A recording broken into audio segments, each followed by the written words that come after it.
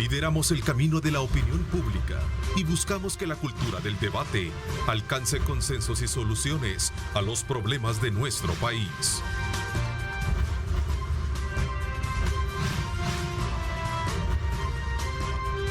Diálogo con Ernesto López.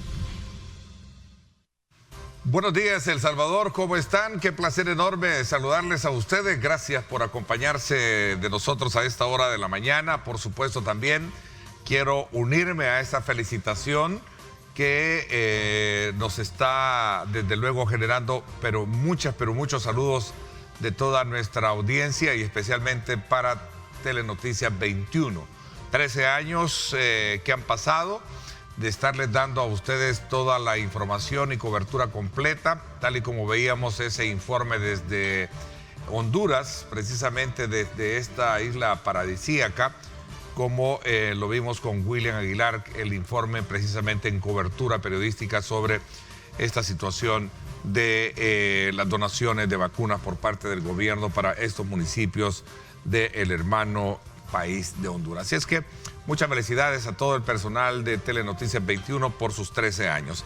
Esta mañana, en nuestra primera parte del programa, queremos hacer un análisis y sobre todo también una evaluación del estado actual de la educación en el país post pandemia y especialmente tomando como punto de referencia una investigación que recién ha dado a conocer la Universidad Francisco Gavidia a través del Observatorio de Políticas Públicas. Así es que vamos a tener precisamente el acompañamiento del maestro William Rafael Rebollo, a quien le doy la más cordial bienvenida. Gracias por acompañarnos, William. Muchas gracias por la invitación. Es un gusto nuevamente estar con ustedes y compartir los resultados de esta interesante investigación. Así es, en efecto, también saludo a Javier Hernández, él es presidente de la Asociación de Colegios Privados de El Salvador, con quien vamos a hilvanar también un elemento importante que tiene que ver con la educación básica frente a lo que podría ser también el tema general de la educación superior, como lo vamos a plantear a lo largo de esta primera hora de programa. Gracias, bienvenido, Javier. Gracias, Ernesto, un placer estar nuevamente acá en Canal 21. Bueno, comencemos entonces un poco poniendo en perspectiva qué es lo que tenemos hoy en día, post pandemia. Una situación en la cual el Ministerio de Educación ha dado luz verde para poder tener semipresencial los métodos de enseñanza y de aprendizaje. Y por consecuencia, la gran pregunta que se genera aquí es cómo vamos a entrar hoy de cara a la normalidad en ese proceso. ¿Qué nos dice el estudio y qué podemos recoger de estos elementos importantes en esta investigación que ha realizado la Universidad Francisco Gavidia? Maestro Rebollo. Sí, quizá algo que hay que tomar en consideración es que ya de por sí, antes de la pandemia, teníamos retos importantes.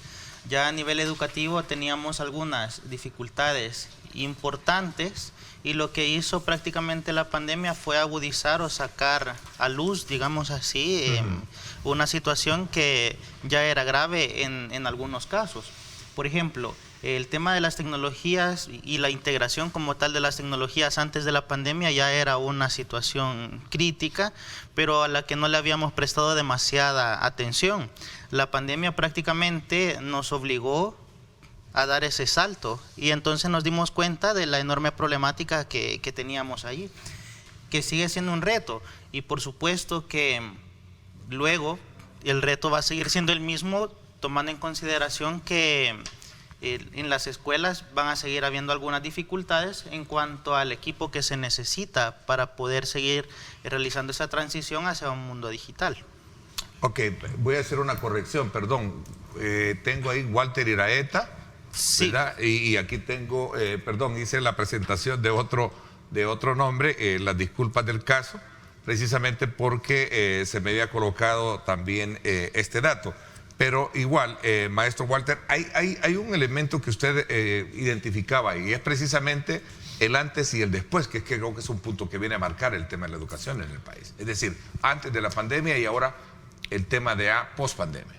Sí, por supuesto, es que el tema de la tecnología va a seguir teniendo un enorme impacto, porque ya teníamos una problemática por ahí. Ahora, lo que ha hecho la pandemia, mencionaba, es agudizar prácticamente una problemática que ya existía en los centros educativos, porque ya de por sí nunca se ha tratado solamente de que haya equipo, de que haya computadoras en las escuelas, porque eso no basta, sino que lo que importa realmente acá es cómo integrar realmente las tecnologías con un propósito educativo y un enfoque claro.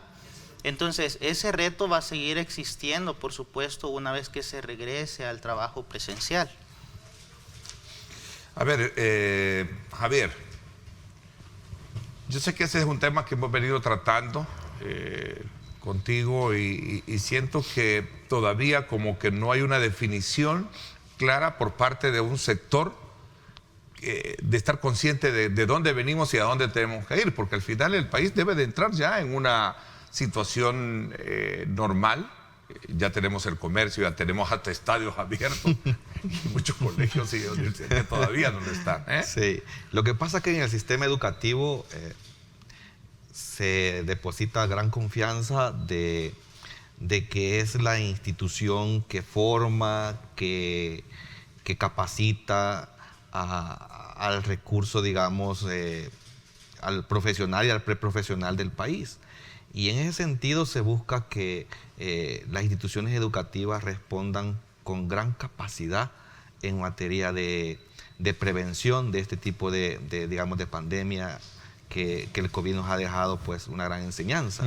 Pero obviamente hay un clamor de la población, ya hay una gran confianza en que la normalidad pueda, digamos, retornar en el antes de la pandemia, en el que pues antes del 12 de marzo del 2020 pueda volverse a comenzar lo más pronto posible con esa normalidad que habíamos dejado como suspendida. Y evidentemente ya instituciones como la Universidad Francisco Gavidia, la Universidad Tecnológica y otras instituciones se han pronunciado en el caso de que sus investigaciones están diciendo que hay confianza en la población en retornar a la normalidad que estábamos acostumbrados antes de la pandemia. Y también ya hay un reconocimiento de las instituciones conocedoras del tema educativo a nivel internacional, que tienen mucho peso, que están diciendo que entre más tardemos en regresar a la normalidad, más vamos a perder, digamos, el capital académico que estamos obligados a tener nosotros como instituciones educativas. De ahí pues que ya el Estado prácticamente debe de prepararse para poder tomar decisiones y poder dar directrices que puedan estar orientadas a que la normalidad en el aula pueda lo más pronto posible volverse a incorporar. A ver, en todo esto jugó un papel bien importante el tema del Internet, de la informática y todo eso. Este estudio recoge elementos importantes de cómo estaban preparadas las aulas o cómo no estaban preparadas, maestro. Sí, definitivamente. Ya antes de la pandemia lo que nosotros podíamos identificar era que muchas escuelas o centros educativos no contaban con equipo especializado. Por ejemplo, la mayoría no tenían bibliotecas, no tenían centros de cómputo como tal, la mayoría no tenían computadoras. Y en las que tenían computadoras lo que podíamos registrar también es que no tenían las instalaciones eléctricas adecuadas para el funcionamiento. Entonces, realmente ya teníamos por ahí una problemática que, como ya habíamos mencionado, se vino a intensificar aún más durante la pandemia. Teníamos incluso problemáticas con el robo de equipos, porque no tenían muchos centros educativos el lugar para resguardarlas. Entonces, a la hora de pensar en esto, es de pensarlo de manera integral y hay que pensar prácticamente en los detalles, muchas veces que están ahí detrás. Y el tema del Internet, por supuesto, la mayoría no contaban con ese servicio. Básicamente, los recursos, lo que podemos ver es que están concentrados en el departamento de San Salvador y hay muchos lugares en los que los recursos realmente no están siendo distribuidos de manera equitativa. El reto, por supuesto, luego va a ser cómo equilibrar precisamente esta situación. No podemos negar que el camino a seguir es trazado utilizando la tecnología en la educación. Es vital. Sí, por supuesto. El tema de la tecnología ahora se vuelve vital, sobre todo porque ahora, como ya lo habíamos mencionado, se trata de integrar las tecnologías con un propósito.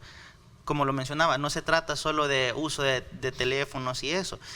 El tema de los docentes también acá juega un rol importante, porque lo que nosotros podíamos registrar antes era que eran docentes con una percepción muchas veces negativa acerca del uso de las tecnologías.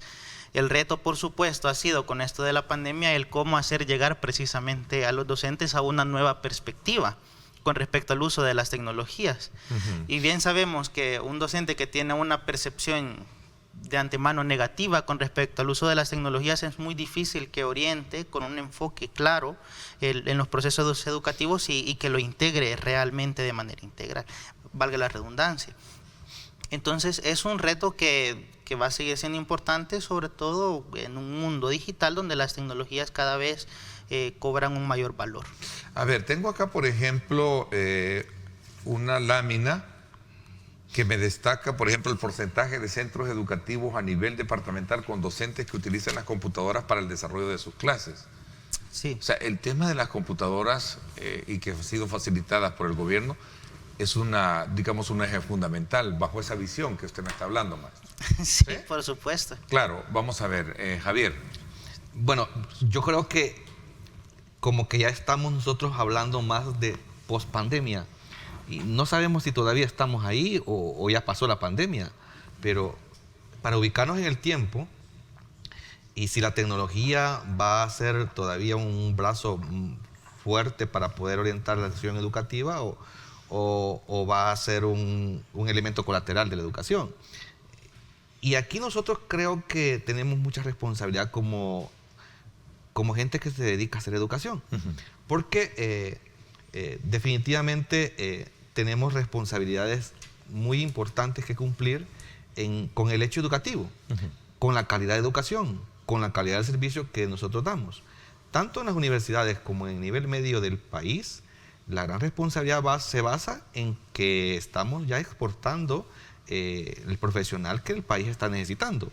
Y aquí nosotros, con esto de la internet, las computadoras en el nivel básico, en el nivel medio y este quehacer con educación, con las tecnologías, no es nuevo, Ernesto. Ya antes de la pandemia ya estábamos como anhelando tener todos estos recursos a disposición de la comunidad educativa.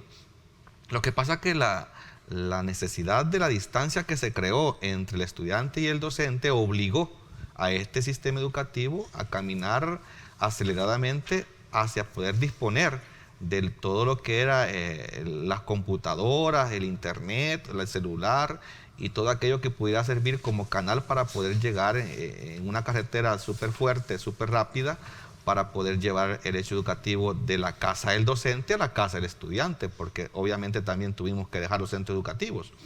Ahora que estamos retornando, como tú muy bien lo dices, y que el clamor grande es que regresemos a la presencialidad, ahora se vuelve la tecnología, no podemos nosotros descartarla, debemos incorporarla con gran creatividad y con mucha suficiencia para que pueda ser un brazo colateral muy importante en la educación. Javier, ¿cómo vamos a preparar a nuestros alumnos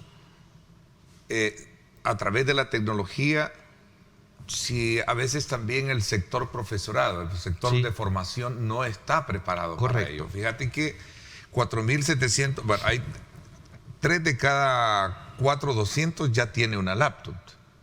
3 de cada 4. Ese es un proyecto que se impulsó a través de... En cuanto a los maestros. En cuanto a maestros. Sí. Bueno, por eso decía, o sea... Sí. El hecho es que disponer de recursos ha sido siempre la limitante más grande del sistema educativo. Los docentes no disponen de internet, no disponen de computadoras, y bueno, también el sistema educativo tampoco dispone de docentes, como tú muy bien nos dices, de repente en su cantidad y en su calidad como los quisiéramos tener para el desarrollo educativo en las diferentes áreas y disciplinas. Pero esta dolencia no es ni es solo El Salvador, en el mundo es una limitante que se tiene, ni tampoco es solo de un sector. Pasa en el sector público, pasa en el sector privado. En algunos más fuerte la necesidad y en otros menos fuerte, pero existe. Y esto no ha sido producto, Ernesto, de la pandemia ni de otra cosa, más que de un sistema educativo que ha proveído y se ha sustentado sobre una base de un magisterio vencido. no capacitado, con mucha falta de actualización y de innovación. O sea, antes de la pandemia, si nosotros hubiésemos estado preparados, con docentes capacitados, con recursos sobrados, con tecnología, con conectividad, la pandemia en el tema educativo hubiéramos salido avantes con mucha facilidad. Pero las limitantes que hemos tenido para poder superar y poder salir adelante, trabajando con clases desde casa, de repente el maestro con un celular y de repente no de una buena gama, ¿verdad, profesor? Sino que de escasos, digamos, capacidades que tuviese su recurso tecnológico. Pero, sin embargo, la buena noticia es que tenemos la gran oportunidad que la gran academia, como las universidades que forman docentes y que actualizan al docente, ahora sí, pues podamos tomar con mucha responsabilidad el tema de capacitación, de adiestramiento y, por supuesto, de que las instituciones educativas puedan creativamente hacerse de sus recursos tecnológicos para que podamos sacar adelante un sistema educativo que adolece todavía de muchas limitantes. Bueno, y en este estudio que ustedes han hecho, ¿qué alcances esperan tener con ello? Sí, quizá acá lo interesante es, por una parte, tener como una estandarización de cómo estamos. Ahorita lo que hemos podido identificar a partir de un índice que hemos logrado construir es que estamos a un nivel medio, digámoslo así, en cuanto a calidad educativa. Pero eso estamos hablando solo del departamento de San Salvador. El resto de departamentos, o sea, los 13 departamentos restantes, lo que hemos identificado es que mantienen una calidad educativa baja todavía. Y esto es importante señalarlo porque nos indica más o menos cuál es la situación en la que está, por lo menos en este punto. Y por supuesto algunos retos muy importantes. Ahora, no nos podemos dejar ir únicamente por cifras que nos den una calificación o un puntaje de cómo está la calidad educativa. Es necesario, por supuesto, contextualizar qué es lo que nos están diciendo todas estas mediciones. Y a partir de un análisis más cualitativo, lo que hicimos fue identificar, por ejemplo, el tema de los procesos. Los procesos educativos son claves para garantizar la calidad educativa. Un error que usualmente se ha cometido es el utilizar, por ejemplo, las pruebas como las PAES para calificar al estudiante.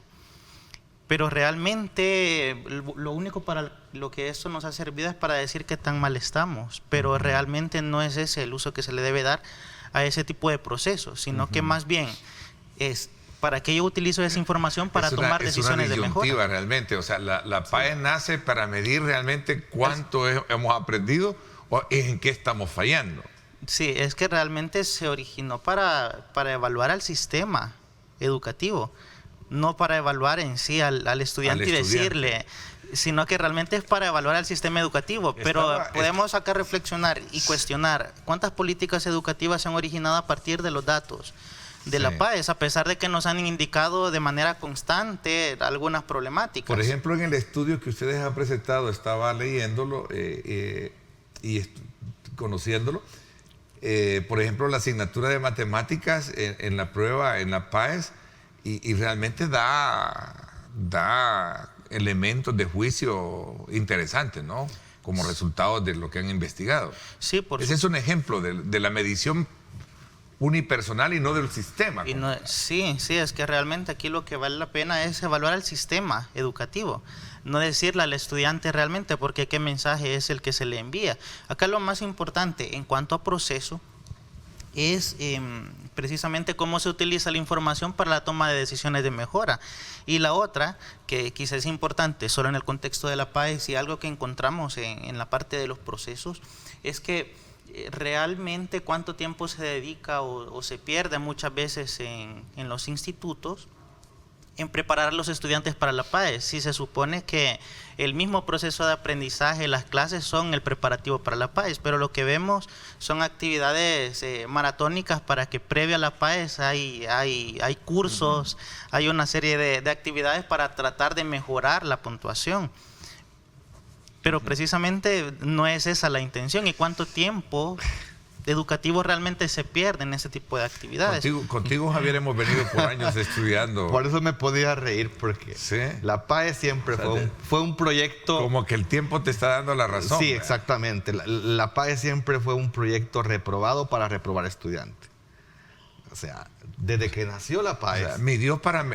nació para morir, realmente. Nació de alguna manera identificando un iceberg de los muchos que hay en Es correcto. Digamos que ¿no? sirvió como un instrumento político manoseando la educación para poder justificar, digamos, necesidades que pudiera ser cierto que existían, pero que planteaban a un país de repente a la medida de cómo querían plantearlo. Porque pues habían resultados que se manipulaban de tal manera que hacían creer tener un sistema educativo que de repente no era el que teníamos. El que estaba formando bien. Exactamente, porque, bueno, hubieron PAEs que, por ejemplo, daban datos equivocados, hacían curvas para poder ver Oye, el mejor. estrés que sometías al alumno. Sí, ¿no? O sea, bueno, nace una PAES que no tenía un promedio de ponderación, después lo ponen con un porcentaje de ponderación para promover estudiantes de bachillerato y después le cambian el proyecto. ¿Quién fue el inventor de la PAES? Es que me refiero en términos de bajo qué política educativa fue la que se proyectó en ese momento. No recuerdo si fue en la administración Flores o Saca. No recuerdo muy bien. Lo que yo sí recuerdo que cuando nació la PAES, allá por el año 96-7, ¿verdad? En estos años, esta prueba nace para poder, decían ellos, tomar la fotografía del momento de cómo estaba el sistema de educación media. No sistema educativo, solo el sistema de educación media. Era una fotografía de ver cómo estaba el sistema. Y en ese sentido, no había necesidad de preparar a nadie para la evaluación, sino que teníamos que, digamos, por eso se llamaba la fotografía del momento. Nadie se prepara por una fotografía que se va a tomar así.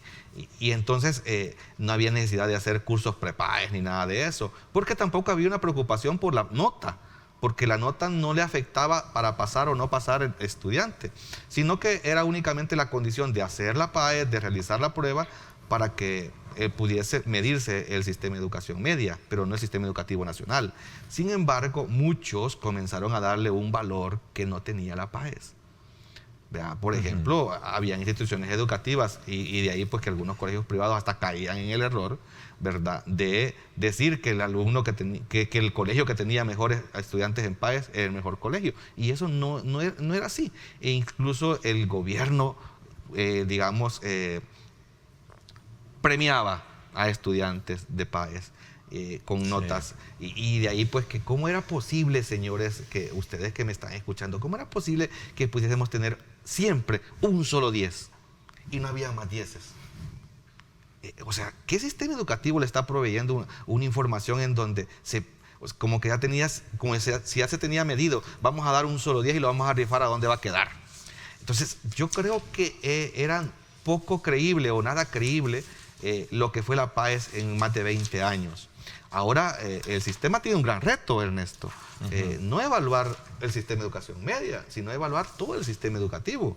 Y de ahí, pues, que tenemos que nosotros encaminarnos en hacer un sistema que de verdad pueda medir, pero como dijo el licenciado acá, no solo medir por medir, sino que esto que medimos pueda servir de base para que podamos nosotros elaborar, diseñar y aplicar políticas públicas. Por eso yo le hacía la pregunta a él, ¿qué alcances esperan tener con este tipo de investigaciones? Pues porque entendería yo que bajo esa lógica de saber que hemos estado de alguna manera utilizando herramientas con un mal enfoque para poder determinar si las políticas públicas en términos educativos han funcionado para el país, queriendo reconocer y evaluando a estudiantes en particular y no precisamente de una forma mucho más general, creo que esas son las grandes preguntas que ahora debemos pero es que hacer. aquí no han habido políticas públicas nunca. En términos educativos, por lo menos te lo han mencionado. O sea, teníamos un plan. A mí que me digas dónde están las políticas teníamos públicas. Un plan 2021, ¿te recuerdas el famoso plan 2021? Exactamente, pero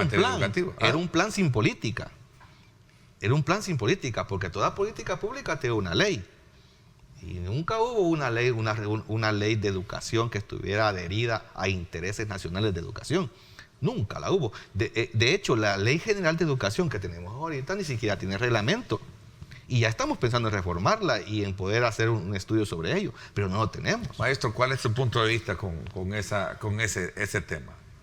Sí, mira, realmente lo que ya hemos mencionado, acá lo importante es cómo utilizamos la información. Es que realmente casi todo nos lleva a eso. La mejor forma realmente de hacer esto es reflexionando, por supuesto, sobre la base de estadísticas, o no solo estadísticas, sino que también hay muchos estudios cualitativos de casos interesantes que también nos indican algunos aspectos a considerar. Pero para mencionar, por supuesto, otro elemento que me parece importante acá, y que es un hallazgo interesante, es la estructura de gobernanza y organización democrática de los centros educativos. Es algo a lo que usualmente no se le presta mucha atención. ¿En qué consiste eso? Básicamente es cómo al entramado social lo integramos para tomar decisiones de mejora. Eso es algo que realmente debe estar contemplado y es algo que se resiente mucho. ¿Cómo integramos directores, docentes? ¿Cómo integramos actores locales? ¿Para qué esto? Bueno, para garantizar que la educación sea pertinente en cada territorio, en cada municipio. Eso es importante porque debemos garantizar que, en este caso, la calidad educativa se caracterice porque independientemente del municipio, del país en el que las personas se encuentren, puedan aprovechar la educación que tienen y fomentar el desarrollo de sus territorios. Pero hablamos, por supuesto, que fomenten el desarrollo visto de una manera integral, no enfocado precisamente únicamente en el desarrollo económico, que es lo que usualmente hemos visto. Entonces, esto lo que implica, por supuesto, es integrar los diferentes actores para tomar decisiones de mejora. Pero esto también implica asumir el reto de cómo fomentar también en los estudiantes no solamente capacidades para adaptarse al sistema, que es a lo que usualmente hemos visto en este país, cómo adaptar a los estudiantes al sistema, pero acá debemos fomentar capacidades, más allá de eso que se denominan blandas, capacidades socioafectivas, de liderazgo, de innovación, de ser seres pensantes, dialogantes y críticos. Eso es importante también. Entonces, realmente lo importante es cómo tomar toda esta información, porque ya hay mucha información para tomar decisiones. Ya hay suficientes estadísticas y suficientes estudios como este precisamente que aportan. El tema acá es cómo utilizar toda esta información. Creo que ese es parte del reto. Creo que es un buen punto para dejarlo después de la pausa en el análisis, porque a partir de este nuevo, digamos, forma de hacer las cosas con el gobierno actual, ¿cuál es de alguna manera esa ruta que ustedes están percibiendo que se puede tener, ¿no?, para lograr estos objetivos de tener una mejor calidad educativa en el país? Sabemos que en el caso, y este es un comentario muy particular, la ministra del ramo es una persona muy competente, creo que tiene una visión muy importante y es digno de resaltarlo. La ministra Carla Hananía,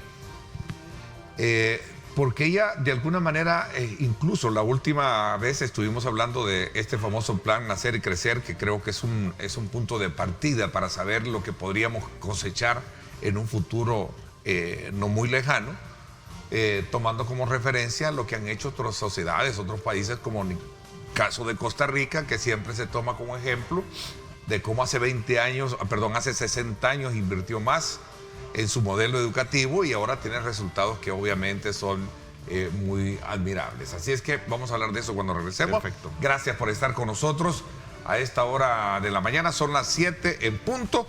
Gracias por acompañarse, desde luego también por estar enviando sus comentarios, sus preguntas con ese tema de la educación, que es importante que lo veamos como un ítem de desarrollo para nuestra sociedad.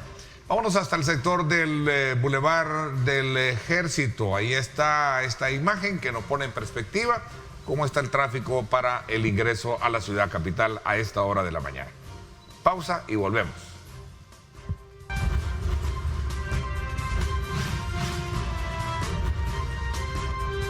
Diálogo con Ernesto López. Estás viendo Diálogo con Ernesto López.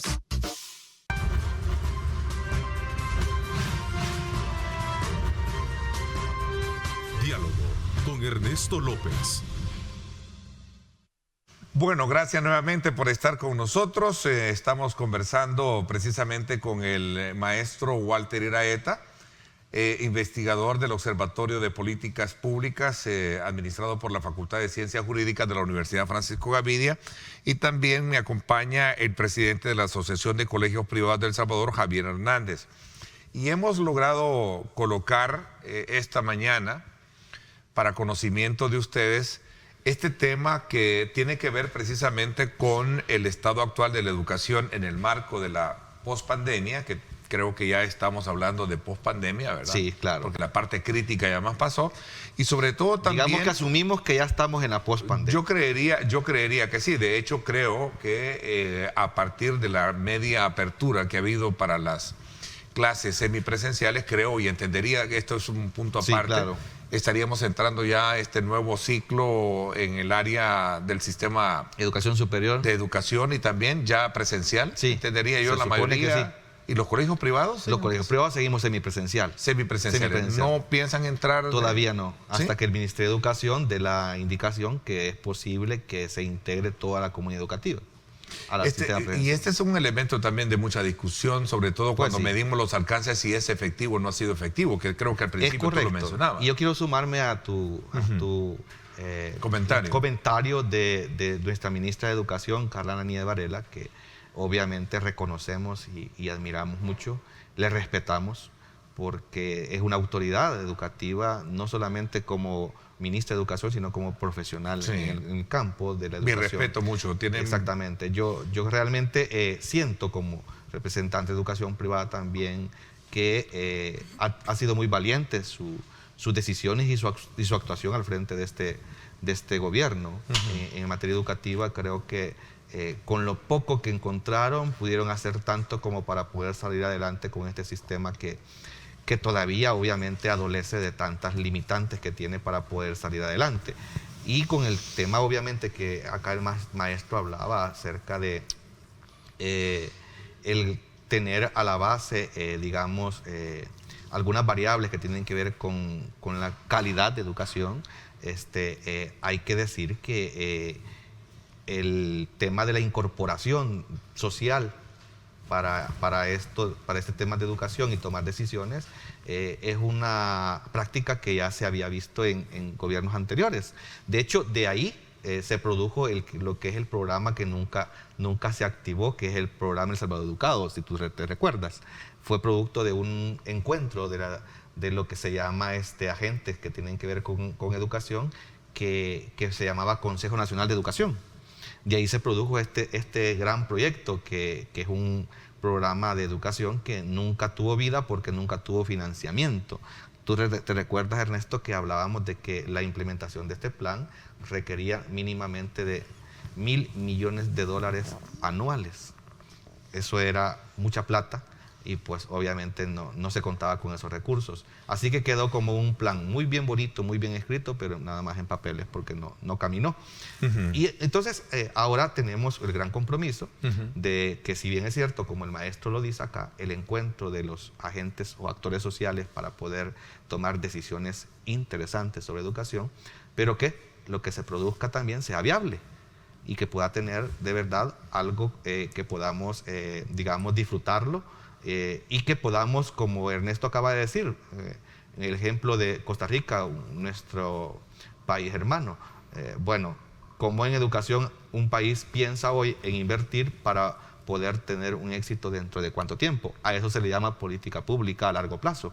Y es lo que se ha estado comenzando a hablar en varios, digamos, lugares e instituciones públicas. La misma Asamblea Legislativa tiene ese pensamiento. En educación superior, el señor rector Mario Ruiz anunció el encuentro de una política pública de educación superior. Nosotros nos hemos pronunciado porque se elaboren políticas públicas no de educación superior, sino de todos los niveles educativos. Sí, que se incorporen también, porque al final es una cadena, de... Es correcto. De responsabilidades la que tú tienes en el nivel educativo. Por esa razón nosotros... De hecho, ese plan Hacer Crecer, que creo que es bien importante, es apostarle desde que el ser humano está, ¿verdad? En el ver desde su crecimiento, de nacimiento y todo esto. Sí. Hasta la incorporación de él en la sociedad. Yo creo que el gobierno, digamos, el presidente Bukele, la ministra Caranía, el señor Carballo, el ingeniero Carballo, presidente de la Comisión de Cultura y Educación, han tenido un buen tino en poder decir, vamos a invertir en primera infancia. Pues es la base de la educación.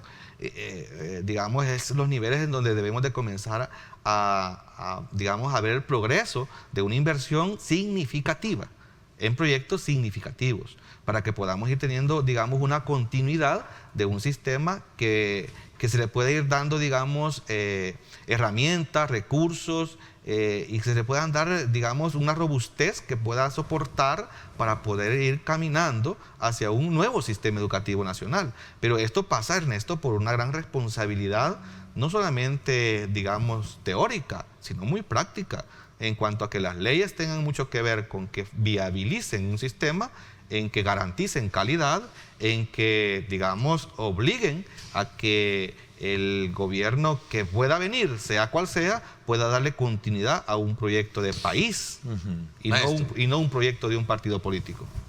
Sí, mira, acá yo creo que para abonar un poco al tema de la inversión, hay que considerar un aspecto, y es que acá lo que se necesita es planificar, como bien lo mencionaba, planificar a largo plazo.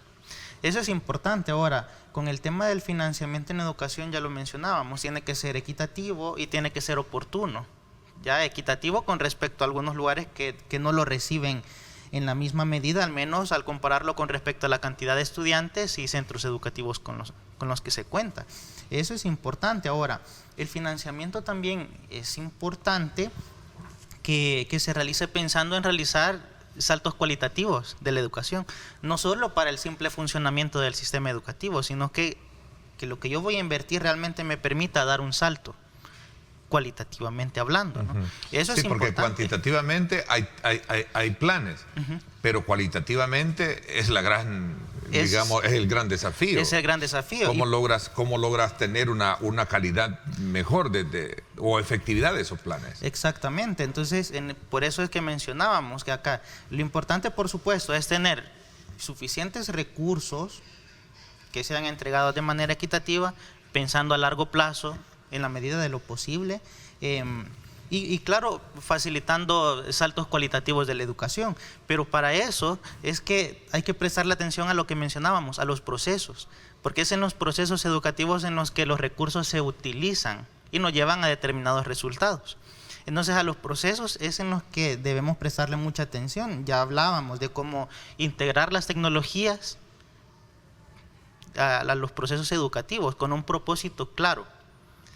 Eso es importante, cómo integrar a los diferentes actores, cómo volver pertinente la educación. Eso es muy importante a nivel local, porque de nada nos sirve formar a estudiantes en determinados municipios si al final los obligamos a que se vayan a la ciudad, se vengan a San Salvador, porque no hay oportunidades en determinados lugares. O todavía en este estudio pudimos identificar realidades muy duras de estudiantes que en sus municipios o en sus localidades como tal no tenían un instituto para estudiar bachillerato. Obviamente esto lo que está obligando es a que los estudiantes se vayan a vivir a otro lugar. Difícilmente esta persona, si se estudia educación secundaria o llega a la universidad, difícilmente va a regresar a su municipio a contribuir al desarrollo, sino que básicamente con esto los obligamos a que se vayan y realmente su potencial sea aprovechado en otros lugares. Y eso al final a lo que nos lleva es a que la educación realmente esté perpetuando brechas sociales. Y eso es importante porque es uno de los fines de la educación, garantizar que sea un medio de ascenso social, pero también de transformación. Entonces acá lo importante es que haya un sentido democrático de la educación, que el mayor número posible de estudiantes desarrollen capacidades que les permitan transformar su entorno inmediato y contribuir precisamente. Javier. Mire, lo que hay que hacer realmente, ningún cambio va a ser efectivo ni significativo mientras no hagamos de verdad una radiografía al hecho educativo. Hay que pensar muy bien, desde la educación inicial hasta educación superior, qué está pasando en el aula. O sea, el hecho educativo que tiene que ver con qué se enseña, cómo se enseña, quién enseña, para qué se enseña. Si todas esas respuestas del sistema todavía no las tiene claras y no está vigilante de que se estén dando como deben de ser, estamos hablando del deber ser, del ideal de la educación. Si eso no se hace, cualquier proyecto que se pueda imaginar a nivel macro no va a poder, digamos, depositarse en lo que es el aula. No se va a abrir la escuela a un cambio. Si eso no se responde, porque si estamos hablando, Ernesto, por ejemplo, de quién enseña, hay que estudiar el magisterio. ¿Cómo estamos? Si estamos hablando de qué es lo que se enseña, hay que hablar de la currícula. Si estamos hablando de para qué se enseña, hay que hablar de calidad. Y también de la dignificación del maestro. Exactamente, correcto. De la dignificación, porque por eso estamos hablando del magisterio. Sí, o sea, me gustó, por eso, Sí. Por eso ingresé con el término de dignificación, Sí. porque te escuché decir la palabra magisterio. Exactamente. Y es precisamente uno de los eslabones también sueltos en esta cadena de desafío que se tiene en materia de educación. Es correcto. Aquí tenés, con el permiso que se merecen otros empleados públicos, claro, que están en otras categorías. Aquí te ganan hasta $1,500 y un maestro te está ganando $600. Exactamente. Y el tema del salario, Ernesto, es una de las condiciones de dignificación. El tema de salud del magisterio es otro tipo de dignificación. O sea, si de verdad bienestar magisterial está respondiendo a la dignificación de la salud de los maestros, si de verdad las pensiones están respondiendo a la dignificación del docente, si de verdad el tema de la atención al empleado público magisterial se le está dando como se debe y como se le dan a otros empleados públicos. Ahí tenemos empleados públicos que ganan 13 sueldos al año. O sea, y los maestros, o sea, hay aquí un tema. Como te repito, no es estar en contra de ellos, pero hay que decir la verdad. Por supuesto, claro que sí. Entonces, es como la comparación del término la comparación entre el trabajo de un policía y. Es correcto. Y perdón el término, un ordenanza, pues que sí, gana más que un policía, sí. Un ordenanza gana más que en unas instituciones públicas, más que un profesor. O una recepcionista o algo por ahí, ¿verdad? No puede ser eso. Sí, pero yo creo que las políticas públicas como gobierno, como Estado, deben de revisarse en ese sentido. Sin embargo, la gran oportunidad aquí está en que de verdad un plan no solamente sea teórico, sino que sea de verdad muy práctico y muy viable y que financieramente pueda ser sostenible. Si en educación no logramos eso, realmente pues, vamos a pasar otro quinquenio más en el que vamos a pasar deslizándonos por las mismas limitantes, por los mismos problemas que hemos tenido siempre. La educación en el país solamente va a cambiar cuando la radiografía que le hagamos al hecho educativo nos aporte la información para poder activar todos aquellos, momentos de la educación para el verdadero fruto que estamos buscando. Las oportunidades aquí de la juventud solamente se van a dar cuando hagan un clic entre lo que la academia está formando, que es educación superior, y lo que la empresa privada está necesitando, para que podamos parar esa migración que hay a otros países, porque aquí nos encuentran oportunidades. Porque no vamos a poder seguir siempre teniendo un sistema educativo que esté formando profesionales para el desempleo. sino que de verdad tengamos nosotros como país ahorita, Ernesto, ¿sabemos nosotros cuáles son las carreras que el país va a necesitar formarse dentro de 10 años? Sí, ¿qué tipo de educación requiere el país? ¿Hay algún estudio de Correcto, ustedes en la universidad eso, que lo hayan hecho? Porque si no lo sabemos, no estamos haciendo nada en educación superior. Sí, por supuesto. Yo creo que hablando sobre este tema de la dignificación docente, hay algunos hallazgos interesantes que debemos tomar en consideración. Se habla de dignificación o de valorización docente. Ahora, es una situación bastante compleja porque implica, sí, el tema de los salarios, como ya se mencionaba, pero por supuesto que hay otros elementos. Claro. ¿Qué tan equilibrada, digamos, son las relaciones Pero de poder por muy buenas oficinas que tengas, y si tu estómago está tan mal, o sea, Claro. siento que no vas a rendir. Sí, ajá, lo que queremos decir es que... Correcto. Si el estómago lo tienes vacío y tenés toda la tecnología a la mano Sí. y tenés todos los cursos, no vas a poder. Sí, por supuesto. Es que implica verlo también desde diferentes perspectivas Integralmente. también. Yo creo que no escapa pensar de que se necesita también hacer otras evaluaciones alrededor del tema. Sí, por supuesto, porque es muy diferente ya de por sí la situación que enfrentan los docentes que ejercen su profesión en áreas rurales que los que la ejercen en áreas rurales, ¿no? Entonces, hay algunas brechas interesantes por ahí también que también hay que recalcar, porque los docentes en áreas rurales encontramos realidades, por ejemplo, de quienes no tienen equipo, que todavía trabajan con pizarras, que todavía luchan por el tema de las tizas. Entonces, estas son realidades que nos indican una brecha que en algunas situaciones se nos parece algo impensable, pero todavía sigue ocurriendo, o docentes que no tienen para el pasaje y tienen que movilizarse, no como pueden. Esas realidades siguen existiendo en este país, lo hemos logrado registrar en este estudio, y por supuesto, un docente que se encuentra desmotivado, lo normal es que tenga una perspectiva muy baja con respecto al éxito de los estudiantes, porque está desvalorizado. Y un docente que tiene una perspectiva baja de éxito con respecto a los estudiantes, normalmente condiciona el éxito de los mismos.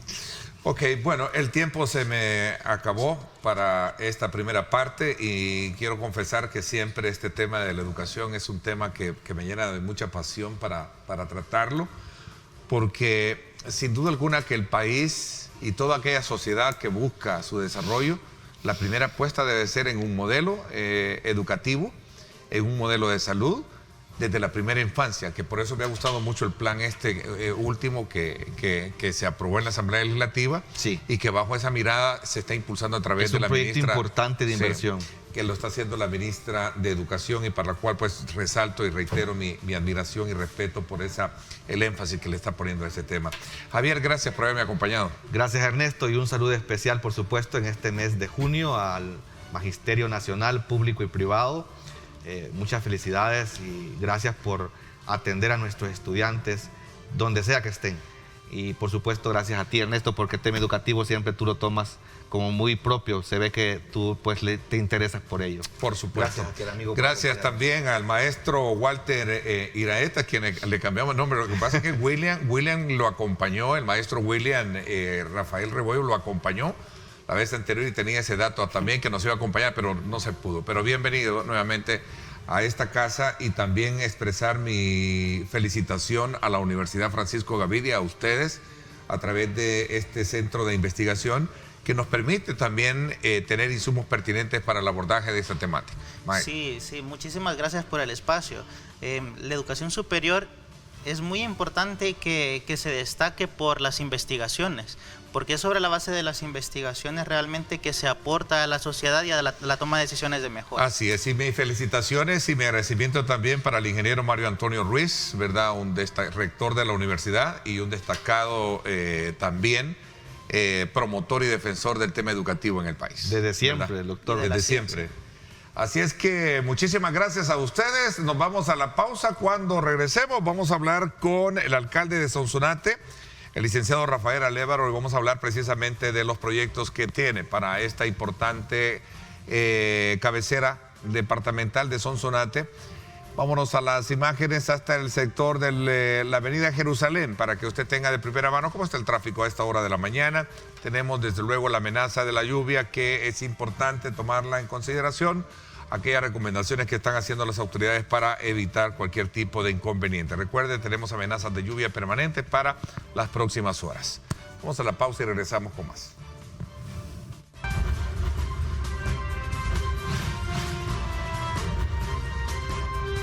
Diálogo con Ernesto López. Estás viendo Diálogo con Ernesto López.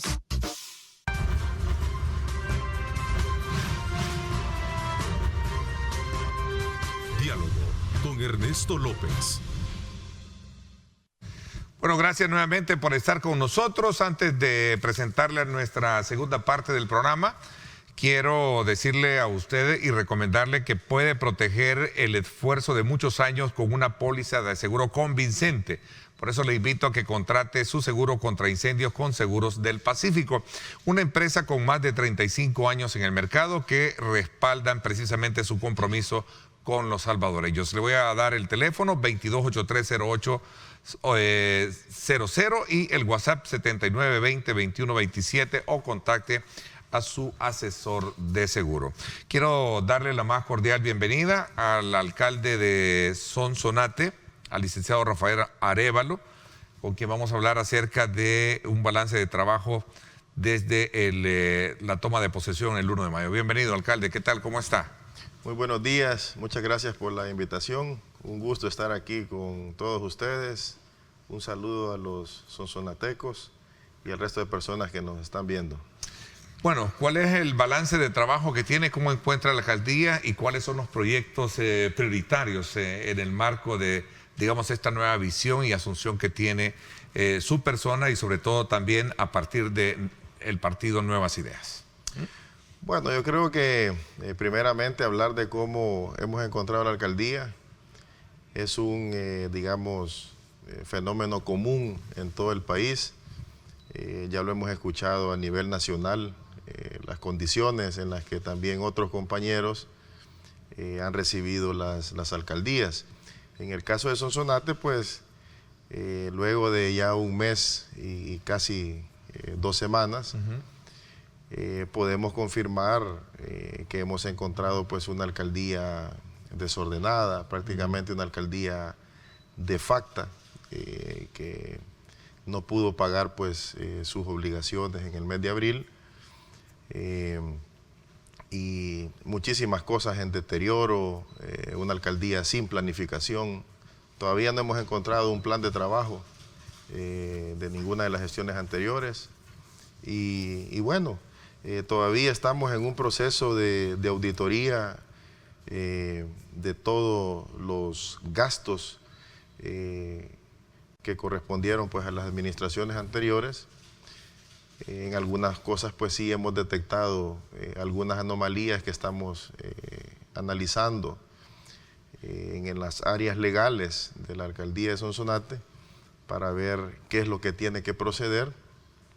Así que nada nuevo, ¿verdad? Nada diferente a otras alcaldías a nivel nacional, pero eso no implica que nosotros pues no estemos haciendo ya un trabajo de manera paralela para solucionar esto y poderle llevar a los sonsonatecos un mejor beneficio. En el centro, la alcaldía de Sonsonate, cuando hablamos de las prioridades, la prioridad pues nosotros la venimos diciendo, y yo personalmente desde campaña venimos promoviendo pues un nuevo modelo, una nueva forma de gobernar, que pone en el centro a las personas, a los seres humanos, a los niños, a los jóvenes, y eso es lo que hemos construido ya en el puesto, ¿verdad? Ya a partir del 1 de mayo, una cosa pues es prometer, como siempre los políticos tradicionales prometieron para ganar unas elecciones, pero luego nunca le cumplieron a la población. Nosotros esa es la diferencia, que todo aquello que prometimos, sabíamos que lo íbamos a poder realizar. Y muchas de las cosas que no dijimos en campaña, no las dijimos porque no las teníamos escritas 100% en piedra, como decimos en Sonsonate, pero lógicamente vamos a hacer muchos más proyectos de los que prometimos incluso en campaña. Así que el día de ayer ya hemos lanzado oficialmente los 17 programas por medio de los cuales vamos a desarrollar nuestro municipio y le vamos a llevar las soluciones a los sonsonatecos. Ok, interesante, vamos a conocer uno por uno. Hablamos, por ejemplo, el caso de Innovemos Sonsonate. ¿En qué consiste Innovemos Sonsonate? Bueno, Sonsonate, yo nací y crecí allá, y creo que todos ustedes recuerdan la primera etapa de mi vida, que fue representar al país por medio del deporte. Eso me llevó a recorrer el mundo. Prácticamente yo le digo a las personas, casi que le di unas 7 veces la vuelta al mundo. Y uno pues tuve la oportunidad de conocer todas esas oportunidades que tienen los jóvenes, que tienen los niños y las personas en otros países desarrollados. Y cuando uno pues regresa después de 15 o 16 años al municipio donde uno, digamos, nació y creció, se da cuenta que se quedó en el estancamiento, que se quedó sin esas oportunidades, y es necesario pues innovar en todo sentido nuestro municipio. O sea, abre la mente para saber qué es lo que verdaderamente tienen otros y ahora lo tienen acá. Así es. Fue una buena experiencia, sin duda alguna, tu paso por esa etapa de la vida, ¿no? Pues yo creo que sí, porque me dio la oportunidad de conocer y de vivir muchas cosas que ahora pues quiero que sucedan en el municipio que me vio Y la nacer. articulación también de trabajar en equipo, ¿no? Claro, ese es, bueno, lo hemos estado viendo.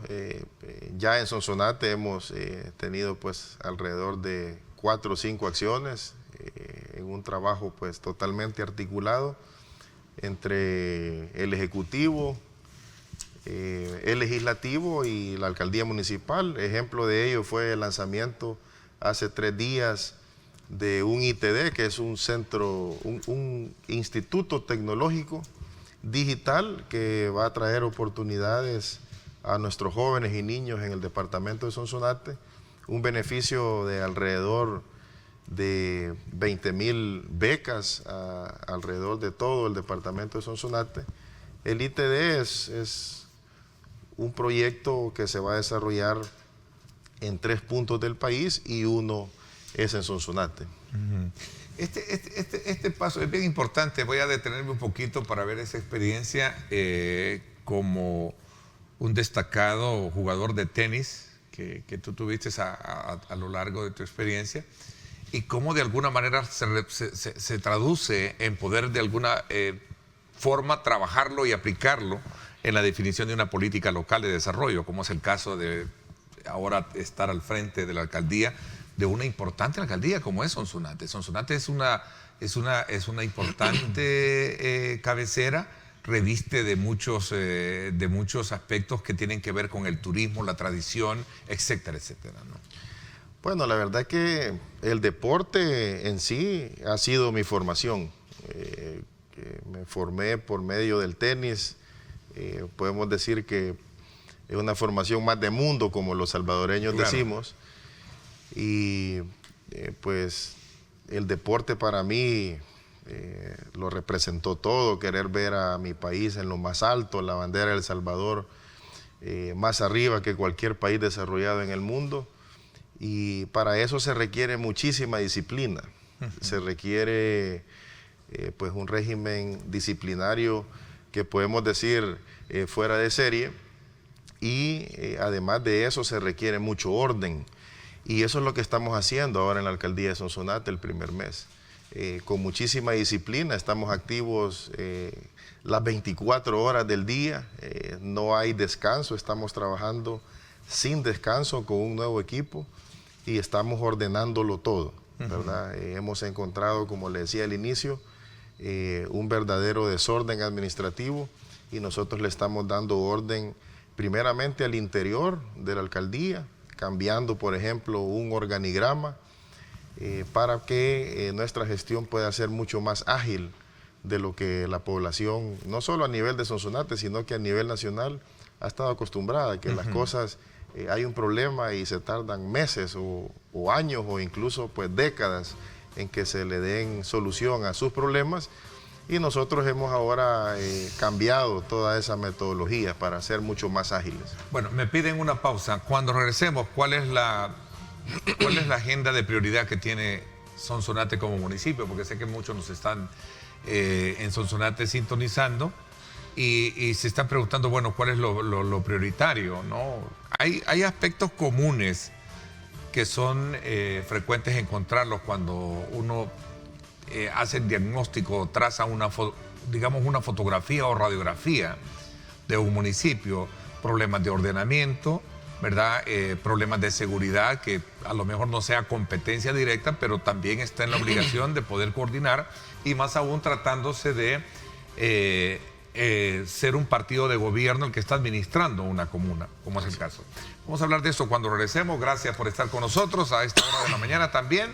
Saludos muy cordiales. Ahí están imágenes que nos llegan desde el sector del Boulevard Los Próceres.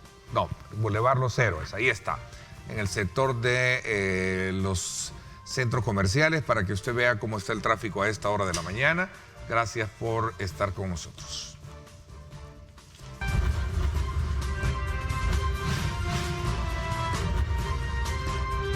Diálogo con Ernesto López.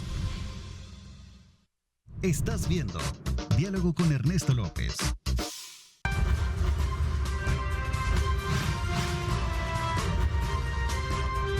Diálogo con Ernesto López.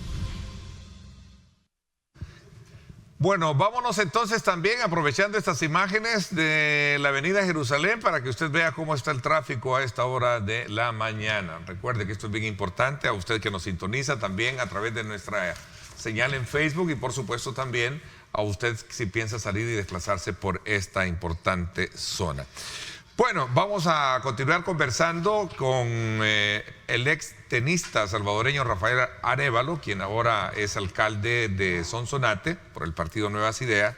Y estamos hablando precisamente sobre la primera labor realizada en este mes y medio, en este importante municipio que, lo decía, no escapa de tener grandes desafíos, como cuando hacemos una radiografía general de los municipios en el país, que tienen que ver con aquellos aspectos de ordenamiento, aquellos aspectos de seguridad, aquellos aspectos que tienen que ver con la inclusión precisamente de la población en la definición de políticas de desarrollo local.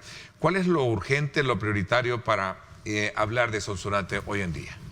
Fíjese, Ernesto, que justamente esa visión tradicional que se ha tenido en Sonsonate, y puedo decir que a nivel nacional, es justamente lo que estamos cambiando desde el interior de la alcaldía, porque tradicionalmente se ha visto qué es la prioridad en este momento, y han pensado las municipalidades en resolver una cosa. Por ejemplo, a veces dicen en un municipio, las calles tenemos que resolver, o el agua potable, o mucha gente dice el empleo. Pero ¿qué es lo que ha pasado en 50 o 60 años en nuestro país viendo las cosas de esa manera?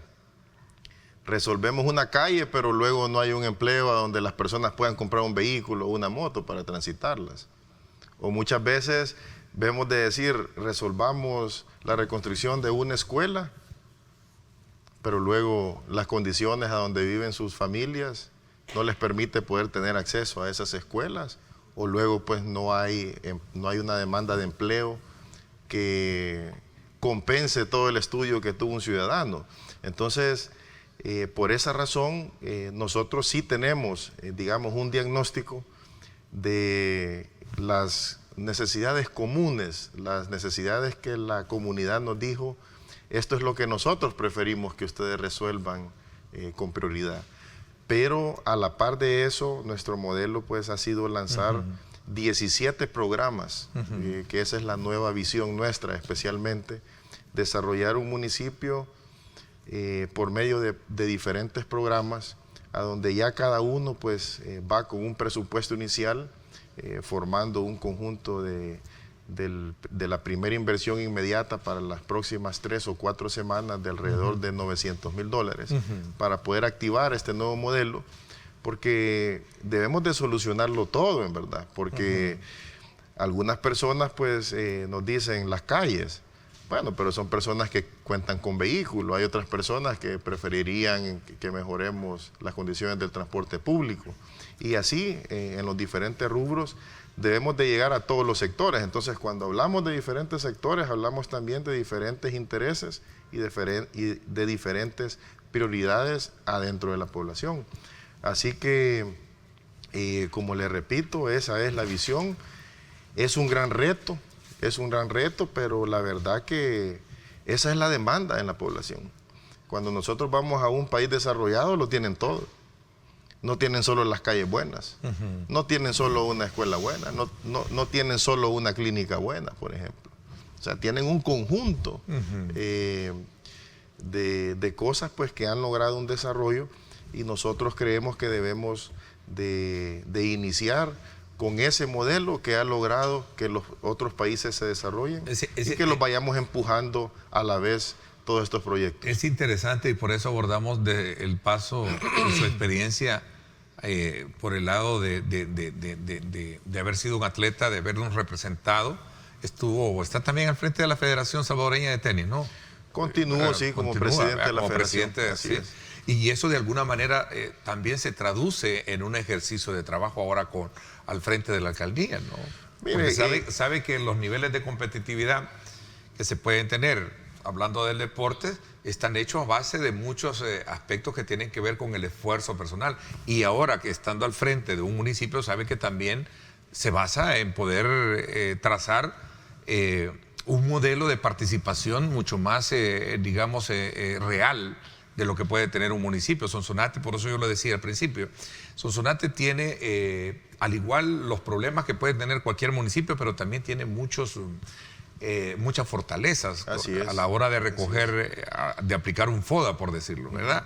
Uno de ellos es su parte turística, su parte tradicional, lo inmediato que está a las playas, lo inmediato que tiene un puerto, una supercarretera que la acompaña, en fin, tantas cosas. Tiene montaña también, ¿no? Claro, así es.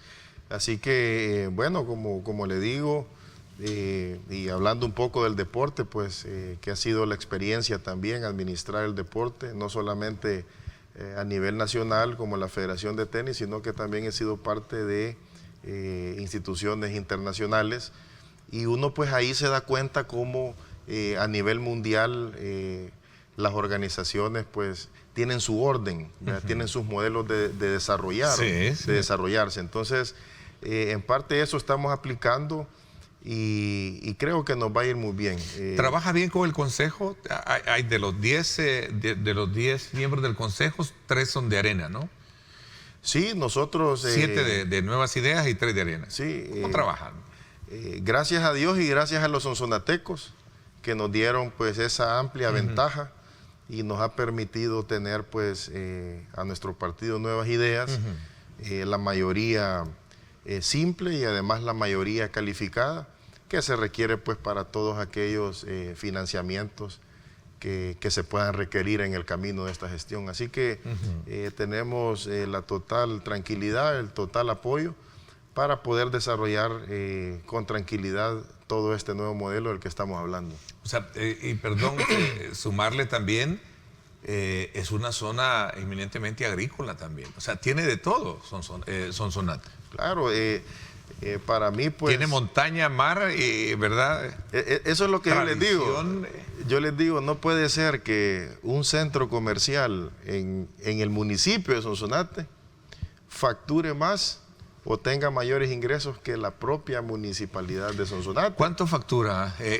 ¿Y cuál es el presupuesto y a qué se atiene una administración como la que usted preside ahora? Hoy que el FODES, entiendo, va a cambiar, o no sé si al final lo van a terminar modificando, ¿no? Como lo dijo el presidente en su momento. Sobre el tema del presupuesto de la alcaldía de Sonsonate, hemos encontrado alrededor de un presupuesto de 14, 15 millones que estamos en el proceso de descubrir verdaderamente cuál es el presupuesto real. 14 o 15 millones anuales. Anuales es lo que está... De sus propios ingresos. ¿O no? Incluyendo el FODES. Incluyendo el FODES. Pero sus propios ingresos, ¿cuánto es? Alrededor de 11, 12 millones de dólares aproximadamente. Es lo que está declarado en los estados financieros, pero justamente es lo que nosotros estamos indagando y auditando porque nos hemos encontrado algunos casos a donde, por ejemplo, a una empresa privada se le tasaba como un terreno baldío. Entonces esa empresa pagaba su tren de aseo $160, pero le correspondía 3.000 por 7.000 o 9.000 o 9.000 metros cuadrados. ¿Han encontrado casos de corrupción a la administración anterior de Roberto Aquino? Bueno, para poder confirmar que son actos de corrupción, en ese proceso estamos a nivel legal. Pero son sospechas, pero tienen sospechas de cómo se maneja. Hay muchos indicios. Desde el momento que usted ve que una empresa tiene 8 o 10 años de funcionamiento y usted lo está tasando como un terreno baldío, pues para mí y para usted puede ser corrupción. Habría que ver cuál es el proceso legal a seguir. Y así por el estilo, pues no solamente en un caso, sino que son varios casos, contrataciones, reparaciones, etcétera, que cuando uno recolecta pues los documentos, dice $8.000 por la reparación de un motor de un vehículo, cuando sería un motor demasiado nuevo cuesta irresponsable 3.000. considerarlo así, pero a lo mejor se habrán métodos inadecuados de contratación u otro tipo de tasación, ¿no?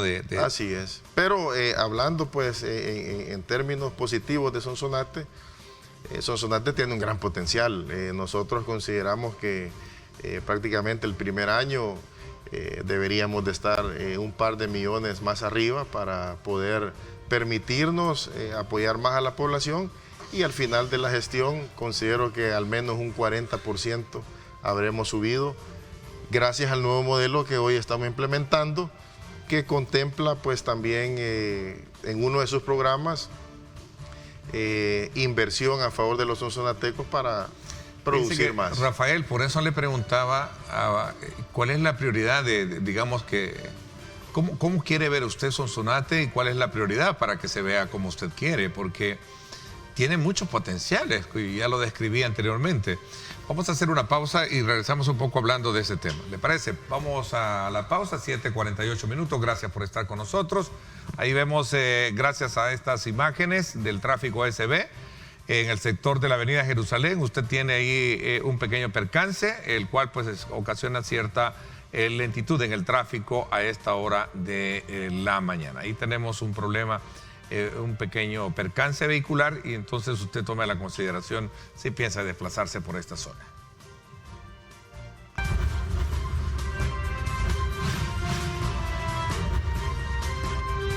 Diálogo con Ernesto López. Estás viendo Diálogo con Ernesto López.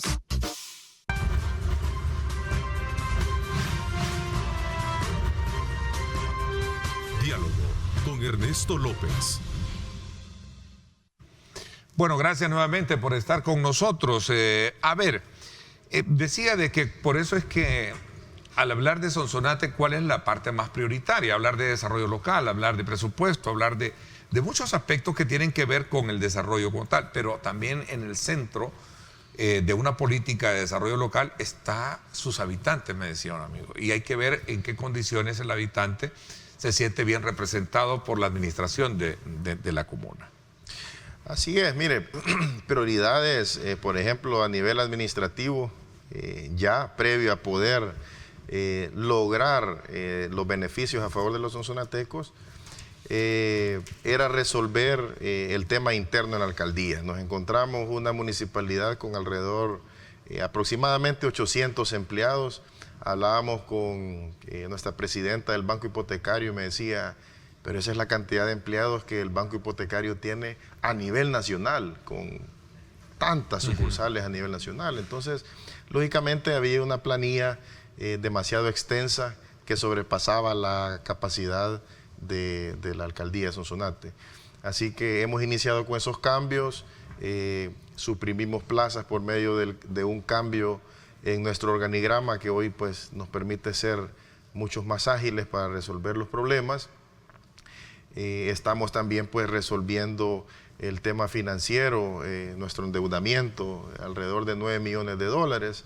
Estamos prácticamente consolidando esas deudas, estamos reestructurando todos esos créditos, a donde ya nos ha permitido pues poder invertir de inmediato, apenas a 3 o 4 semanas de nuestra gestión.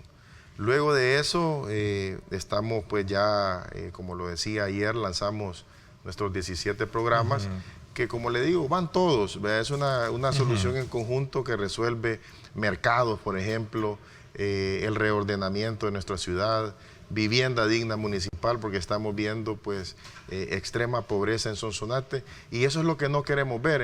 Al final resumimos en cómo imaginamos Sonsonate. Imaginamos a un Sonsonate moderno, con oportunidades para los jóvenes, con oportunidades para las mujeres, con oportunidades para nuestros comerciantes, también ser un atractivo turístico para el resto de salvadoreños, y no solamente para los salvadoreños, sino que para los extranjeros que vienen a nuestro país. Entonces eso nos lleva a un reordenamiento, a una rehabilitación de nuestro centro histórico. Nos lleva pues a impulsar nuestro proyecto agrícola, y así un sinfín de necesidades que todos los sonsonatecos nos las han expresado. Si queremos hablar más puntualmente y a lo que estamos acostumbrados a lo largo pues de la política tradicional, pues tenemos problemas del agua potable, teniendo tanta agua, pues entonces... Teniendo tanta agua tienen problemas sí, ese es el problema número uno en Sonsonate. Hay mucha gente... ¿Será la prioridad en la agenda de trabajo de ustedes, de seguro? Porque si tener agua y no tener en los grifos es... Claro, llevamos un plan ahí, pero es la prioridad número uno, digamos, más común. Luego, pues el tema de seguridad, ya hemos trabajado, no estamos diciendo que apenas ayer hemos lanzado proyectos, sino que ya trabajamos un mes y estamos lanzando y poniéndolos, o digamos activando a partir de ayer nuestros 17 programas a la vez y en conjunto. Bueno, a propósito, también el penal, la salida del penal de ahí de Sonsonate, creo que es una parte importante, ¿no? Sí. Entiendo de que en este caso el ex centro penal, donde se va a construir un centro tecnológico, ¿verdad? Que se espera un beneficio importante para la juventud, ¿no? Sí, ya hablando en temas de, digamos, de seguridad y prevención, ya hemos tenido varias reuniones, ya hemos definido en conjunto con la PNC, por medio de sus dos programas, los FOCAS y el 911, que es emergencias, en conjunto con el Ejército y el CAM, que tenemos 156 agentes activos en la municipalidad, un trabajo pues articulado y en conjunto,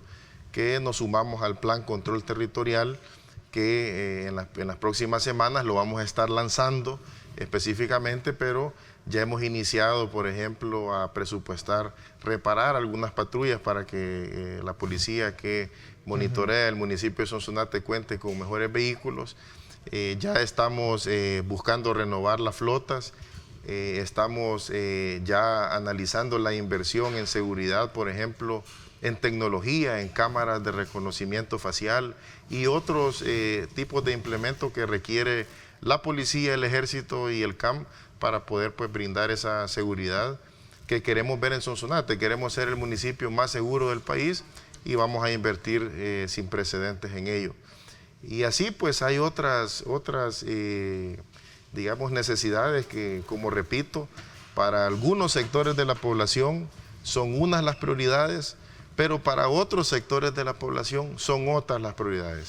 Eso nos ha llevado pues a lanzar un conjunto de programas que los hemos activado a partir de ayer. Y otro aspecto relevante es que Sonsonate tiene casi linda con otros municipios son muy anexos, ¿verdad? Sonzacate, también San Antonio del Monte. San Antonio del Monte. ¿Se ha pensado trabajar en una microrregión de desarrollo? Claro que sí, incluso previo a las elecciones del pasado 28 de febrero, los 16 municipios firmamos un convenio. Candidatos en ese entonces. Candidatos en ese entonces. Que tenemos nuestra ya primera reunión después de un mes de ser ya alcaldes. El próximo martes tenemos ya la primera reunión para iniciar a ejecutar esos acuerdos. Por ejemplo, adentro de los 17 programas que hemos lanzado nosotros, que también contempla, por ejemplo, Aquí Somos Limpios se llama ese programa. Ese tiene que ver pues con el tren de aseo. Nos encontramos una ciudad que nos cuenta un basurero, así que ya va pues una inversión también sin precedentes ahí, que pueda rondar pues el $1.000.000 para tener un tren de aseo que solucione las necesidades, tener todos los equipos, tener a los empleados con todo su equipo pues necesario para que le puedan cumplir a la población. Y en todos estos programas hay algunos que van incluidos otros municipios, ¿verdad? Nos vamos a extender. Claro, para verlo ya a nivel de microrregión. Exacto, el día martes les vamos a dar esas buenas noticias al resto de alcaldes de cómo van a poder obtener ellos beneficios desde la cabecera departamental. Vamos a hablar de los proyectos que debemos desarrollar en conjunto, porque cuando usted se dirige desde la capital hacia la ruta de las Flores, usted pasa por Sonsonate, pero pasa por Sonsonate entero, desde Armenia, Izalco, Sonsonate, Nahuizalco, luego pasa por Huayúa. Y en el pasado vimos que los alcaldes nunca se pusieron de acuerdo porque decían, no, mi límite es hasta ahí, entonces yo ya no hago nada. Entonces nosotros ahora, eso es lo que vamos a corregir, querer tener una red vial sobre toda la ruta de las Flores. Una versión ruta de las Flores. Claro, ¿verdad? Un proyecto de iluminación, de seguridad. Me quedo con el sabor a seguir conociendo más de sus proyectos. El tiempo se me fue. Alcalde, le agradezco muchísimo. Espero que no sea la primera ni la última, sino que estemos más frecuentes conociendo de esa experiencia que puede llevar a Sonsonate de nuevo a colocarlo como un ítem importante de desarrollo para sus habitantes. Así es que muchísimas gracias y gracias también por habernos dado esa gloria, ¿verdad? En el tenis también, y actualmente presidente de la Federación de Tenis también, salvadoreña de tenis. Gracias por haberme acompañado, alcalde. Bueno, muchas gracias, Ernesto, y espero y estoy seguro que la mejor gloria que le voy a poder aportar a El Salvador va a ser el desarrollo en Sonsonate. Ese es el reto ahora. Muchas gracias y aquí estoy siempre a la orden. Muchísimas gracias, Rafael. Gracias por mi parte. Esto es todo por hoy. Pásenla bien y como siempre recuerden lo más importante, amar a Dios sobre todas las cosas. Lideramos el camino de la opinión pública y buscamos que la cultura del debate alcance consensos y soluciones a los problemas de nuestro país.